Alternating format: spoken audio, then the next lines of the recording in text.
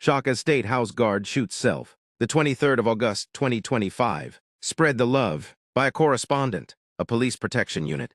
PPU.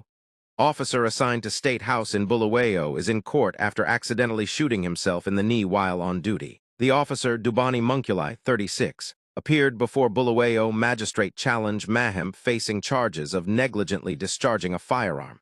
He pleaded not guilty. Through his lawyer, Munkulai argued that the weapon, a CZ pistol, may have discharged due to poor maintenance. We do not know the service history of this pistol. It could have misfired on its own, and that should not be considered negligence on my client's part, his lawyer said. However, a ballistic expert dismissed that defense, testifying, a gun cannot fire by itself. It requires someone to engage the trigger mechanism. Court proceedings. The court heard that the incident occurred on the 15th of May, while Munkulai was on duty with fellow officer Simbarash Manam. At around 11:20 p.m., he allegedly stood up holding the pistol with both hands to go to the toilet, when a round discharged and struck him in the knee. During cross-examination, Munkulai's lawyer pressed the expert on whether the pistol's maintenance history had been checked. The expert admitted no records were available, giving the defense room to argue that weapon reliability was uncertain. Munkulai was remanded out of custody and is expected back in court on the 25th of August